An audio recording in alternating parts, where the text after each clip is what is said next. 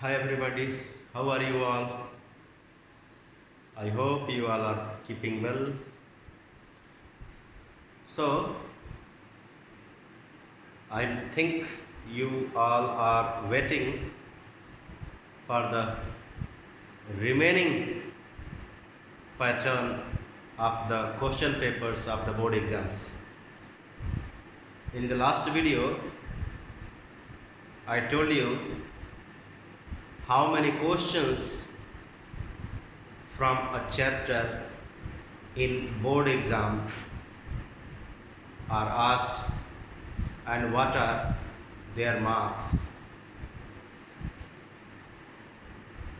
I have explained here, but in that last video I could not finish it. So let's have a recap. Okay? आइए अब हम लोग एक बार पुनः ये देख लें कि आईसीएसई बोर्ड एग्ज़ाम में किस चैप्टर से कितने क्वेश्चंस आते हैं, कितने मार्क्स के आते हैं और कौन चैप्टर कितना इम्पोर्टेंट है, कौन चैप्टर किसकी तुलना में ज़्यादा आसान है। ये सारी बातें आज हम इस वीडियो में डिस्कस करेंगे। Some of the students requested me to speak Hindi, so that's why I will speak English and Hindi both. So in our math syllabus, there are, my dear students, there are 20 chapters, and I hope you know in board exam 11 questions are asked. In maths paper altogether 11 questions are asked. In the question paper there are two sections, section A and section B. हमारे maths के paper में councils exam में कुल मिलाकर 11 questions पूछे जाते हैं, दो पार्ट्स में। एक सेक्शन ए होता है और दूसरा section B. Section A compulsory section होता है और सेक्शन बी ऑप्शनल सेक्शन होता है।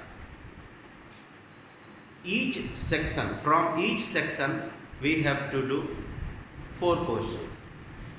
Section A has only 4 questions, and since it is compulsory, so all 4 questions you have to opt and solve. But in section B there will be 7 questions. 7 out of 7 questions you have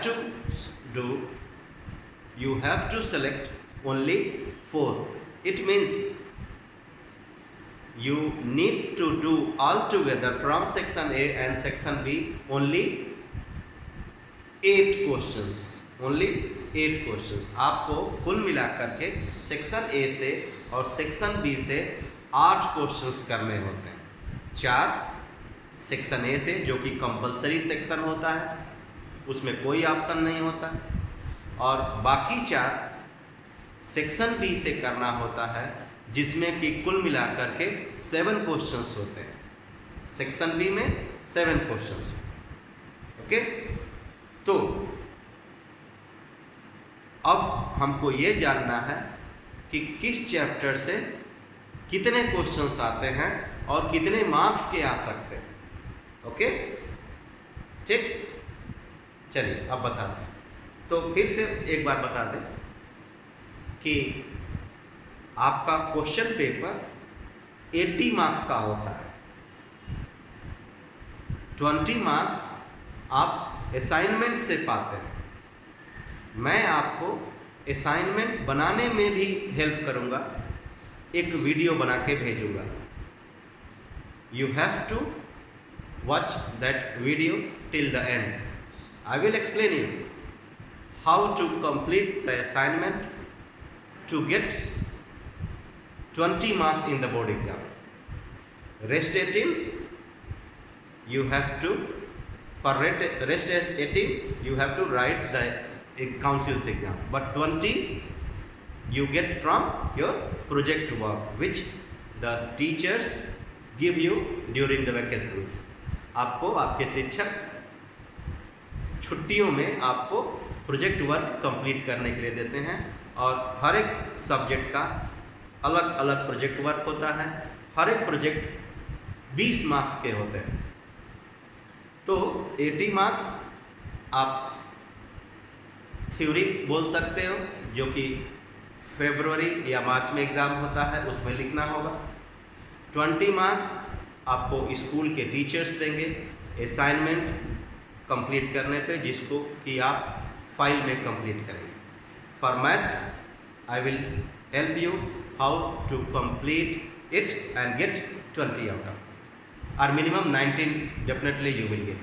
सो अब आपको बता दें कि 80 marks के प्रश्न पत्र में किस चैप्टर से कितने क्वेश्चंस आते हैं। लास्ट वीडियो में मैंने बताया था, लेकिन एक बार फिर से मैं बताना चाहूँगा कि किस चैप्टर से कितने क्वेश्चन आते हैं, कितने मार्क्स के आते हैं, और कौन चैप्टर कितना आसान है। तो चलिए शुरू करते हैं first chapter. Let us begin with the first chapter of your book, and that is GST, goods and service taxes. आप में से कुछ लोग सोचते हैं कि GST is a tough chapter. For some of you really it is tough if you don't have the knowledge of percent and percentage. अगर आपको परसेंट और परसेंटेज में डिफ़िकल्टी होती है तो जीएसटी के क्वेश्चंस करने में निश्चित तौर पे आपको कठिनाई आएगी। तो मैं ये नहीं कहूँगा कि ये बहुत कठिन है, but little bit tough this chapter is. So GST chapter से एक क्वेश्चन आता है 3 या 4 नंबर। दूसरा चैप्टर है बैंकिंग, जिसमें एक ही फार्मूला है, and that formula is for the calculation of maturity value. Maturity value equals to P into N plus P into N into N plus 1/2 into R by 100 into 1/12। So that formula everybody can learn, और उस formula के help से आपको पूछा जा सकता है sum deposited every month, P rate of interest paid by the bank, or n number of months for the recurring deposit account। सो इस बैंकिंग चैप्टर में एक फार्मूला याद करना होता है जो कि मैच्योरिटी वैल्यू को कैलकुलेट करने में हेल्प करता है रिकरिंग डिपॉजिट अकाउंट के लिए। सो इस चैप्टर से भी एक क्वेश्चन पूछता है, 3 या 4 नंबर का ये हो सकता है। Shares and dividend. So this chapter banking is very easy chapter। आप इसको टिक लगा दीजिए, इसको तैयार कर जाइए, इसके सारे क्वेश्चंस रट जाइए। Come to shares and dividend. Shares and dividend exercise is little bit tough, so those who want to get even at least passing marks, for them I say that leave it। So from this chapter, shares and dividend, one question will be asked in the board exam. So in this chapter, what we study? We study how to find the sum invested, how to find the annual dividend, how to find the profit percent or dividend percent received by the shareholder on his investment। ये सब सारी चीज़ें पूछता है। क्या क्या पूछ सकता है इस चैप्टर से? शेयर्स एंड डिविडेंड में sum invested by a shareholder, annual dividend made by the shareholder, और तीसरा पूछ सकता है कि dividend percentage return received by the shareholder on his investment. तो इस चैप्टर से भी, जो कि और चैप्टर्स की तुलना में कठिन होता है, एक क्वेश्चन पूछता है 3 नंबर। चौथा चैप्टर आपका है linear inequations in one variable. If you have the concept of plus and minus, then I say that this chapter is an easy chapter। आप इसको तैयार कर सकते हैं, और इस क्वेश्चन से एक क्वेश्चन पूछता है 3 या 4 नंबर के, और इसमें क्या क्या सावधानियां रखनी होती हैं, क्योंकि इस चैप्टर से आसान तो है, लेकिन बहुत से बच्चे अपना मार्क्स भी खो देते हैं अननोइंगली। अगर उनको उनके टीचर्स ने मार्किंग स्कीम बोर्ड की नहीं बताई है तो मैक्सिमम बच्चे 70 से 80% बच्चे इस चैप्टर के क्वेश्चंस को सॉल्व करने के बाद भी पूरा मार्क्स नहीं पाते, 3 या 4 नंबर नहीं पाते। क्यों नहीं पाते? क्योंकि उनको नहीं पता होता है कि नंबर लाइन कैसे ड्रा करना है, उनको नहीं पता होता है कि सोल्यूशन सेट कैसे लिखते हैं, उनको नहीं पता होता है कि सोल्यूशन सेट को ग्राफ करने का क्या तरीका होता है। So you watch my video, in one of the video I have explained it. Come to quadratic equations. I hope you know quadratic equations has its special form, and that is ax square plus bx plus c equals to 0. Ax square plus bx plus c equals to 0, where a, b and c are real numbers, and every quadratic equation has 2 roots। मतलब आप quadratic equation in x को solve करेंगे तो x की 2 values आएंगी और उन दोनों वैल्यूज को उस इक्वेशन का रूट्स कहा जाता है। तो इस चैप्टर से 2 क्वेश्चन पूछा जाता है। एक क्वेश्चन होता है उनके रूट्स पे बेस्ड, मतलब सॉल्व करिए और रूट्स लाइए, या नेचर ऑफ रूट्स पे बेस्ड पूछा जाता है। दूसरा क्वेश्चन पूछा जाता है वर्ड्स बेस्ड प्रॉब्लम, जिसको हम कहते हैं शब्द आधारित प्रश्न। आपको शब्द दिए, आपको वाक्य दिए रहेंगे, आपको उस वाक्य को पढ़ना होगा, पढ़ करके इक्वेशन फ्रेम करना होगा, इक्वेशन को फिर सॉल्व करना होगा। सो दूसरा वाला क्वेश्चन जो वर्ड्स बेस्ड क्वेश्चन होता है of this chapter is considered as tough question than the roots based question। तो आप चाहें तो इस चैप्टर को तो आसानी से तैयार कर लीजिएगा, लेकिन इसमें मार्किंग स्कीम और कैसे आंसर देना है, for that you need to watch the video which I have send. और इसमें क्या करना है, क्वाड्रेटिक इक्वेशंस में रूट्स वाले क्वेश्चन आप आराम से तैयार कर सकते हैं। बस इसमें रह गया वर्ड्स बेस्ड प्रॉब्लम, ये कठिन होता है क्योंकि आपको पूरा क्वेश्चन को 2 या 3 बार पढ़ने के बाद भी नहीं समझ में आता कि कैसे इक्वेशन फ्रेम करें। If once you frame the equation correctly then you can get the values of x, but the tough part is to frame the equation correctly. तो इससे 2 क्वेश्चन पूछा था। छठा चैप्टर क्या बताया था मैंने, रेशियो एंड प्रोपोर्शन। इससे ये 2 क्वेश्चन पूछेगा। एक सिंपल सा क्वेश्चन रहेगा प्रोपोर्शन बेस्ड, जिसमें से कि 3 वैल्यू देगा, चौथा पूछेगा 2 वैल्यू देगा, तीसरा पूछेगा लाइक दैट। और दूसरा क्वेश्चन होता है, इसमें 2 क्वेश्चंस पूछेगा। दूसरा क्वेश्चन होता है properties, using the properties of the ratio and proportion solve for x। 2 तरह के क्वेश्चन पूछेगा, one based on simple proportion method and second one using the properties of the proportion, alternando, dividendo, componendo and so on. Using that property you have to get the answer, and when you use the property you need to mention it कि आपने कौन सी property लगाई है, and if you fail to use the property in that question you lose the mark।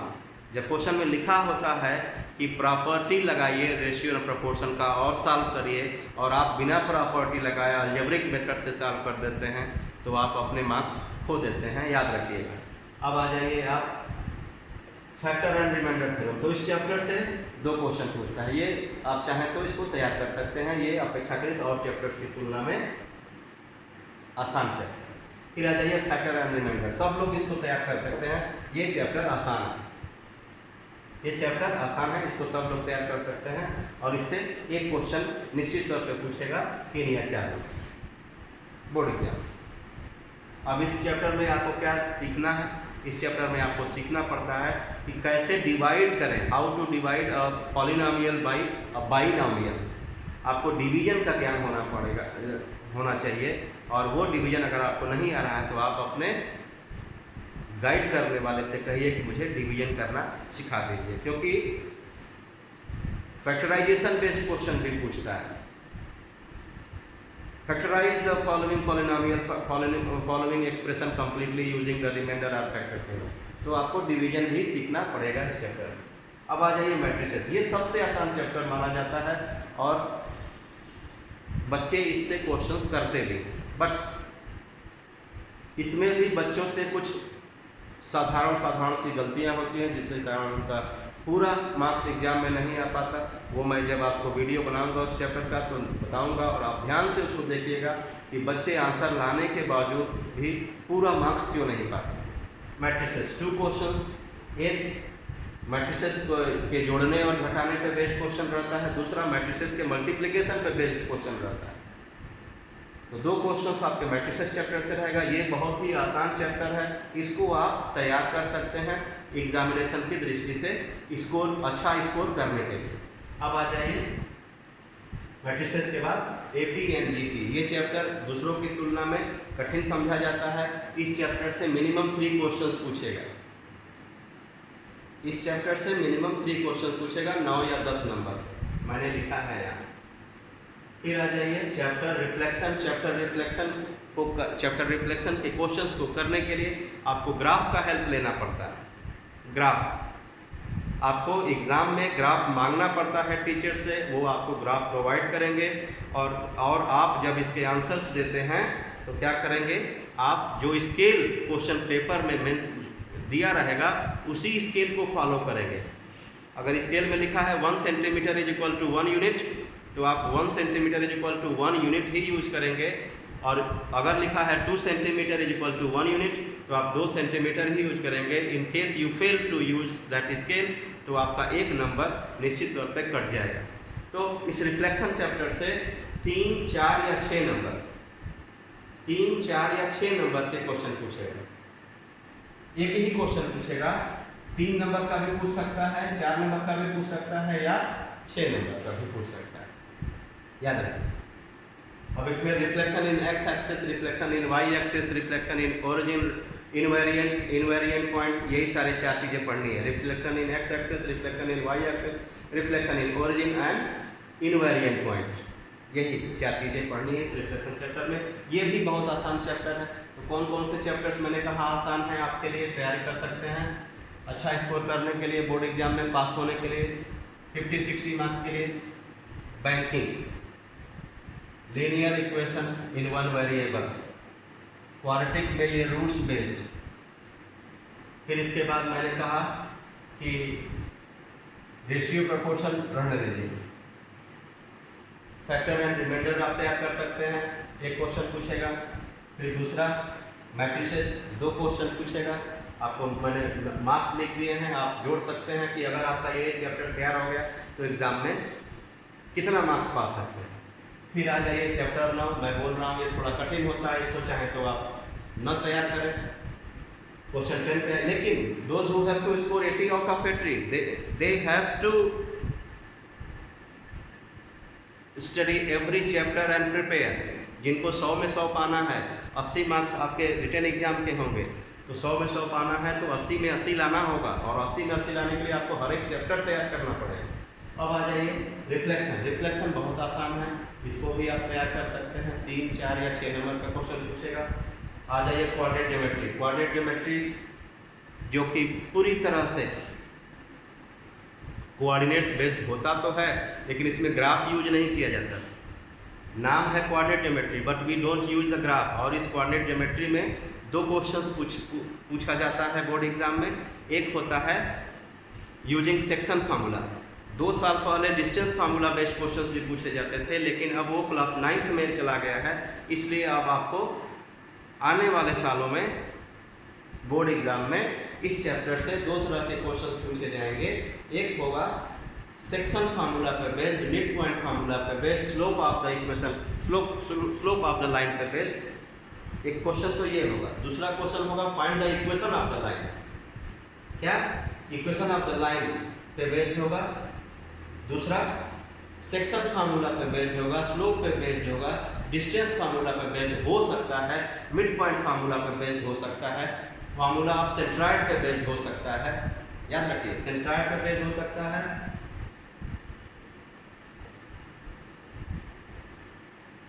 तो 2 question इस chapter से पूछेगा। ये बातें तो मैं आपको लास्ट वीडियो में भी बताया था, लेकिन उसमें मैंने हिंदी में नहीं बोला था, इसलिए मैंने सोचा कि आपको कुछ बच्चों के डिमांड पे फिर से हिंदी और इंग्लिश दोनों में ट्रांसलेट करके बताऊं। So I hope I have made it clear that how many questions from which chapter will be asked and which chapters are easier for you।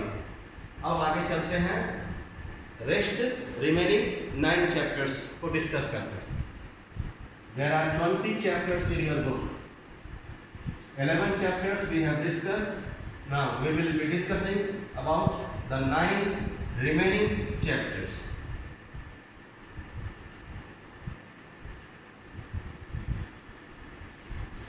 Similar triangles, chapter number 12.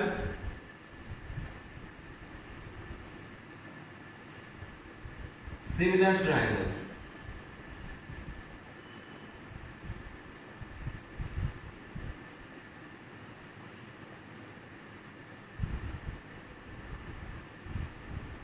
इस chapter से 2 questions board exam में पूछेगा।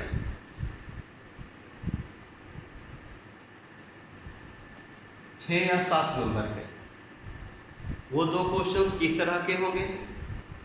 एक होगा simple figure based problem, you will be given the diagram and you can be asked to calculate the length of one side of the diagram using the property of similarity, या diagram देख करके पूछ सकता है, in the diagram prove that this triangle is similar to this triangle and hence prove the following. Proof based question हो सकता है या कैलकुलेशन बेस्ड क्वेश्चन हो सकता है, जिसमें आपको length of one side calculate करने को बोल सकता है using the property of similarity. ठीक। और दूसरा क्वेश्चन पूछता है मैप एंड मॉडल बेस्ड, जिसको बोलते हैं हम लोग साइज ट्रांसफॉर्मेशन।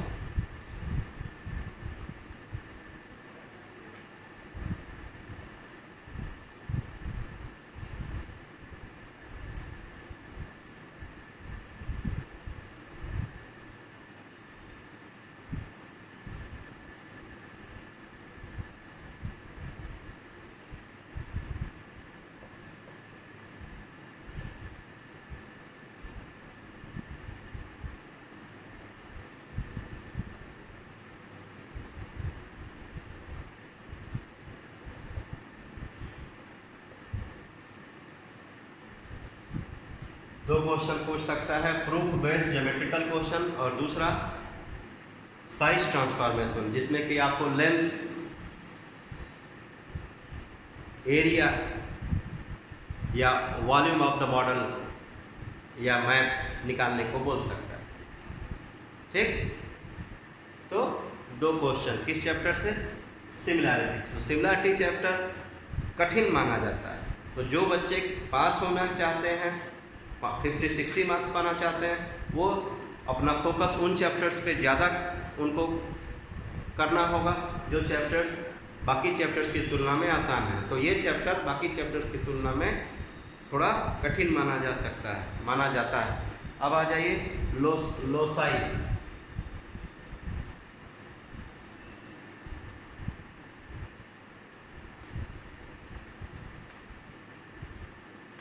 ये चैप्टर पूरी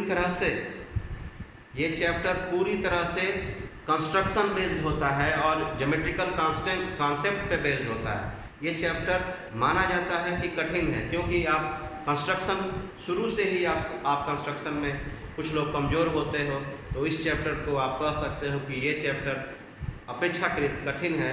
तो जो बच्चे ज्योमेट्री में कमज़ोर हैं वो इस चैप्टर को इग्नोर कर सकते हैं। अब इससे एक क्वेश्चन पूछता है और वो भी कंस्ट्रक्शन बेस्ड।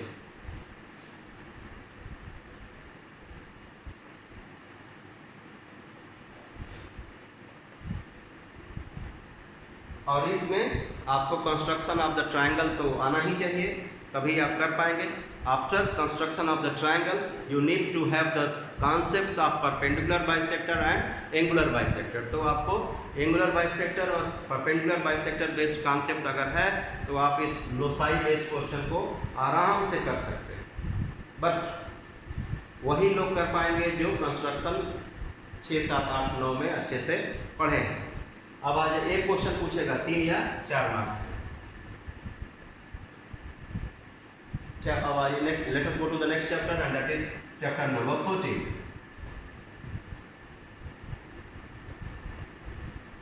क्या है वो चैप्टर 14? चैप्टर 14 है circle.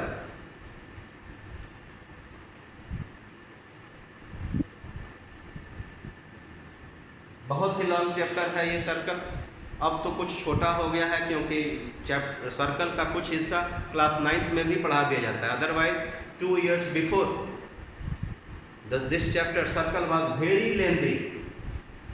A, B, C, D, E, F, G, many exercises were there, and this year too we have many exercises, but the number of chapters have less, number of chapters are less than the year before last year syllabus.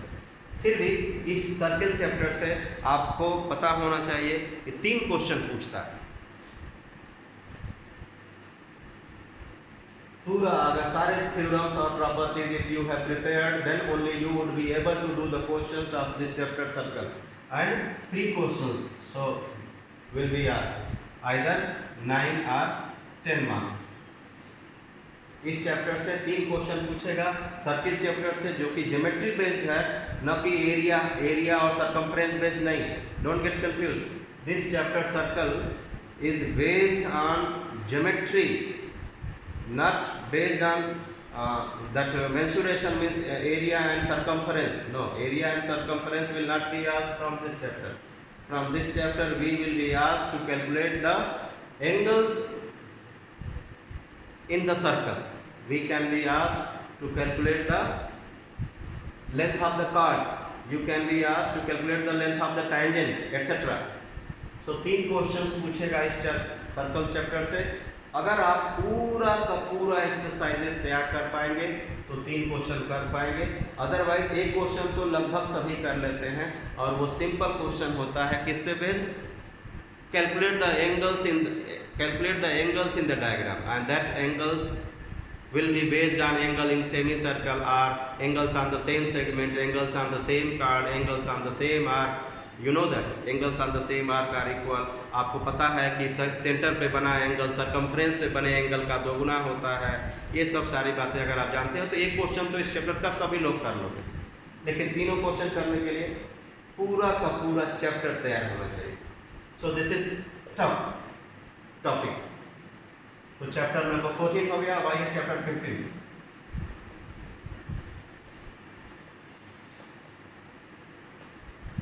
After circle, the next chapter is 3D solids, mensuration.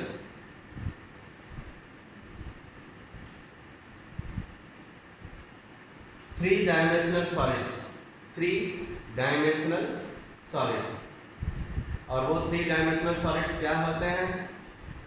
Cylinder, cone and sphere.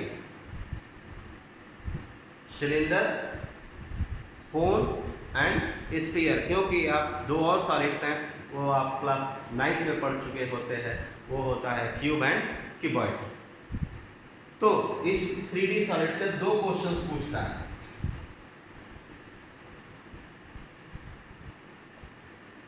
एक conversion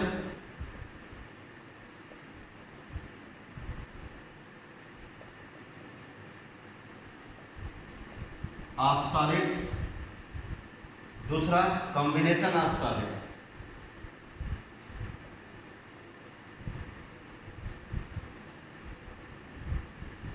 कितने marks का? 6 या 7 marks.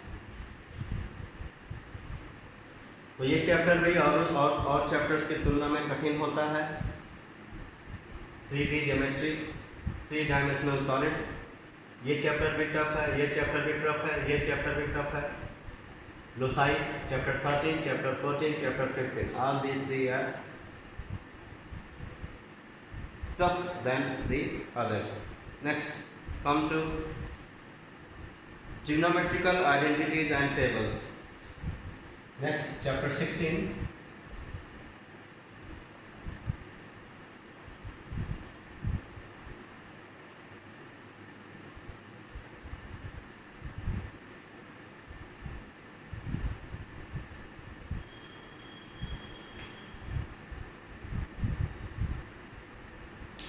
आपको इस chapter से एक question पूछेगा, एक क्वेश्चन,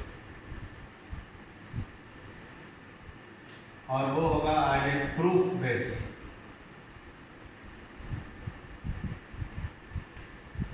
3 या 4 नंबर। और आप इसको तभी कर पाते हो, ये चैप्टर भी टफ होता है। कुछ लोग बोलते हैं trigonometry is very easy, but I don't say that trigonometry is easy. Proof based on trigonometry is not easy. If you are expert in factorization, if you are expert in doing calculation, if you are expert in algebra, if you are knowing the all formula related to trigonometrical identities, trigonometrical ratios, then only you can do the questions of this chapter.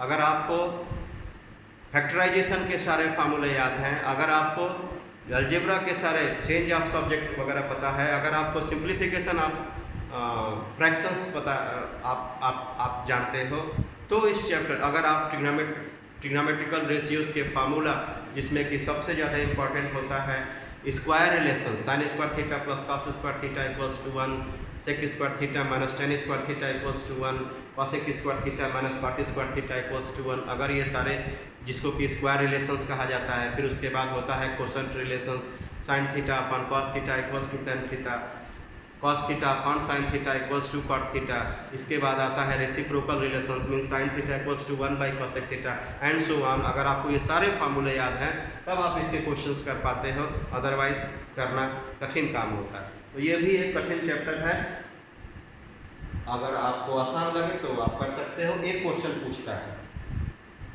अब आया Heights and distances, ये chapter भी इस पे based है और कठिन होता है।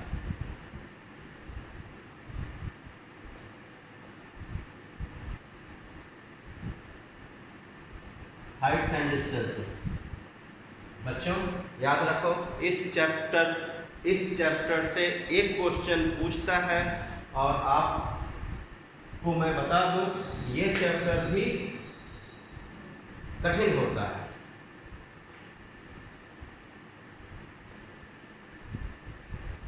तीन या 4 नंबर के कठिन क्यों होता है मैं बता दूं। अगर आप ट्रिग्नोमेट्री में एक्सपर्ट हो, अगर आप ट्रिग्नोमेट्रिकल रेशियो टेबल देखना जानते हो, अगर आप ट्रिग्नोमेट्रिकल रेशियोज की values for the standard angle 0 degree 30 degree 45 60 90 ये सब पता है, अगर आप ट्रिग्नोमेट्रिकल सेंटेंसेस को समझ करके डायग्राम ड्रा कर सकते हो, डायग्राम ड्रा करना ही एक कठिन काम है, तब जा करके इस चैप्टर के क्वेश्चन कर पाते हो। अगर आपको angle of elevation, angle of depression का आइडिया है, तब आप फिगर सही ड्रा करोगे और जो पूछा है उसका कैलकुलेशन कर पाओगे, जो कि एक कठिन काम होता है। तो इस चैप्टर को भी मैं बोलता हूँ बच्चों के लिए कि ये चैप्टर औरों की तुलना में कठिन है। अब आ गया चैप्टर नंबर 18।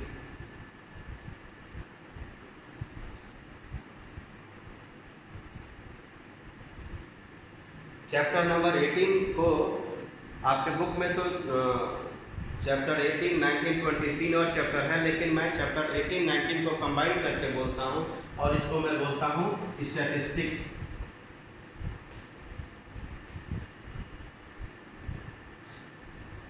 स्टैटिस्टिक्स, और याद रखिएगा मैं आपको स्टैटिस्टिक्स पे बेस्ड 3, 4, 5 वीडियो बना करके निश्चित तौर पे भेजूंगा, यूट्यूब पे अपलोड करूंगा, जिसको आप देख करके सारा का सारा आइडिया लगा सकते हैं कि बोर्ड में किस तरह के क्वेश्चंस और कितने मार्क्स के क्वेश्चन पूछेगा, और आप चाहें तो जितने क्वेश्चंस पूछा है सभी क्वेश्चंस के सही आंसर निकाल सकते हैं। तो ये चैप्टर सबसे आसान चैप्टर होता है, लेकिन कुछ बातें ऐसी हैं जो आपको याद रखनी पड़ेगी। अगर आप सही आंसर ला पाते हो, अगर आपको कॉन्सेप्ट याद रख पाता है, तब आप किसी भी चैप्टर को आसान कर सकते हो। अगर आप किसी चीज़ को मेमोराइज नहीं कर सकते, किसी चीज़ को समझ नहीं सकते, तो सारे चैप्टर्स ही टफ है। इसलिए जब मैं कहता हूँ कि कोई चैप्टर आसान है, तो आसान का होने का मतलब कि it will be easier only when you prepare every minute thing of that chapter and you are able to do every question, then only you can get the full marks in the examination। अगर मैं कहता हूँ कि आसान है तो आप बस आसान समझ करके 2 क्वेश्चन रिवाइज करके छोड़ मत दीजिए। आसान है तो इसका मतलब कि आप उस चैप्टर के क्वेश्चंस एग्जाम में तभी कर पाओगे जब आप उस चैप्टर के हर एक क्वेश्चन को रिवाइज किए हो घर पे बैठ कर।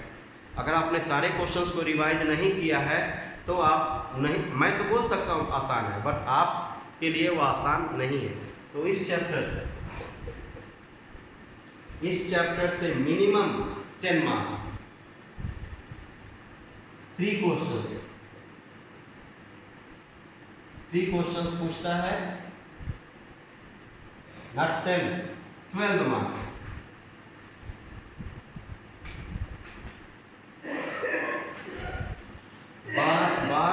के क्वेश्चन इस चैप्टर से पूछता है। अभी मैंने यहाँ इसमें लिखा था सर्किट चैप्टर से 9 या 10, इसमें मैं क्वाइट श्योर हूँ कि मिनिमम 12, 13 भी हो सकता है, लेकिन मिनिमम 12 नंबर के क्वेश्चन, 3 क्वेश्चन, यहाँ 3 क्वेश्चन 9 या 10 के थे, और यहाँ मैं क्या कर रहा हूँ, मिनिमम 12 नंबर का क्वेश्चन पूछेगा, 12 या 13 भी हो सकता है। किस पे बेस्ड रहेगा? मीन, मीडियन या मोड। आपको मीडियन निकालने के लिए कुछ स्पेशल डेटा में जानना पड़ेगा, ग्राफ जिसको ओजाई बोलते हैं, और मोड के लिए भी आपको एक और नई चीज पढ़ने पड़ेगी क्लास 10th में, वो है हिस्टोग्राम। सो ये मीडियन और मोड, कुछ केसेस में मीडियन और मोड को लाने के लिए आपको ग्राफ का यूज करना पड़ता है, और एग्जाम में लिखा होता है कि draw from the graph get the solution. तो आपको 3 क्वेश्चंस बोर्ड एग्जाम में ग्राफ के तो रहेंगे ही। कौन कौन से? रिफ्लेक्शन, दूसरा मीडियन बेस्ड ऑन ओजिन, मोड बेस्ड ऑन हिस्टोग्राम। तो इस स्टैटिस्टिक्स से, जो कि बहुत ही आसान चैप्टर है, मैंने क्या बोला, स्टैटिस्टिक्स बहुत ही आसान चैप्टर है, आप इसको सारे क्वेश्चंस अगर रिवाइज कर लिए हैं तो 12 नंबर आपका कहीं नहीं गया है। आप बोर्ड एग्जाम में ये 12 नंबर तो निश्चित तौर पे पा जाएंगे, आराम से पा जाएंगे। अब रह गया लास्ट चैप्टर, और वो है क्या? Probability. Last chapter probability. So what is that? Probability is, concept of probability is very tough, but for you as a student of class 10, आप अगर 10 के छात्र हो या छात्राएं हो तो छात्रा हो, तो बहुत ही आसान सा कॉन्सेप्ट है इस प्रोबेबिलिटी चैप्टर का, NE/NS। Probability of an event E equals to NE/NS means the number of events, number of favorable events and upon total possible outcomes, like that, NE/NS। So इस चैप्टर को लगभग 90% बच्चे इस chapter के question को कर लेते हैं, लेकिन इसमें भी एक कठिनाई है।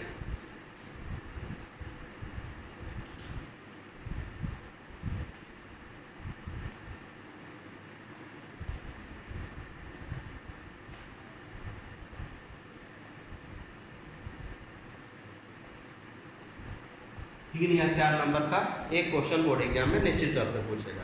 अब उसमें क्या कठिनाई है?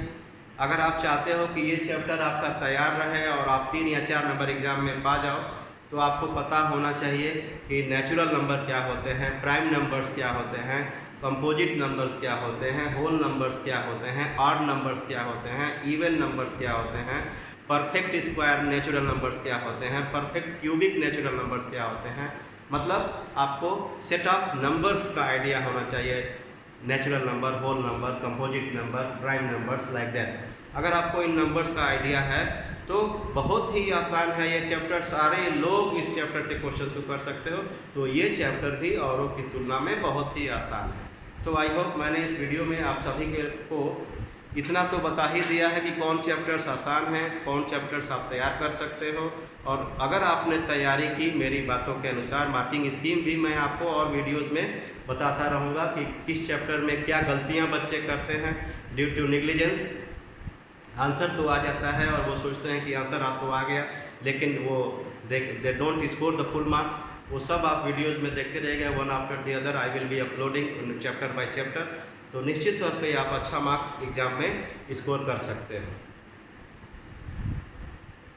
ओके। और कुछ चीज़ें अगर आपको जानना होगा तो आप कमेंट बॉक्स में कमेंट डाल करके मुझसे पूछ सकते हो, और मैं आपको वीडियो बनाते समय उन बातों का ध्यान रखूँगा।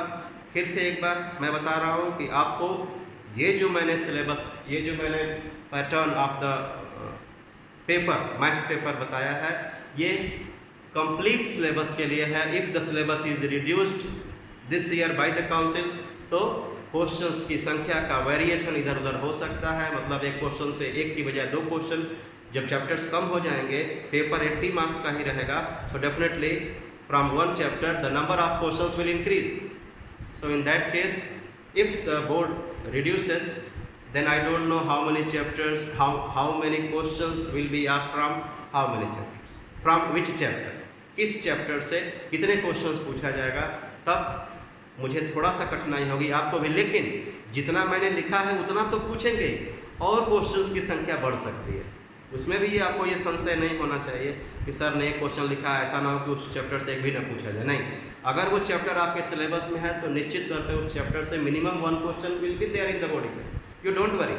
तो आपको जो मैंने चैप्टर्स बताए हैं कि ये चैप्टर्स आसान हैं, उन चैप्टर्स को आप बोर्ड एग्जाम से पहले कई बार रिवाइज कर लीजिए, और निश्चित तौर पे आप एक अच्छा मार्क्स बोर्ड एग्जाम में स्कोर करेंगे। और रही बात दूसरी क्या, आपके असाइनमेंट की, so I will be giving you the hint, I will be explaining you how to prepare the assignment, and don't worry, you all will score good marks not only in assignment, in written board exam also. Bye bye my dear students, meet you in the next video.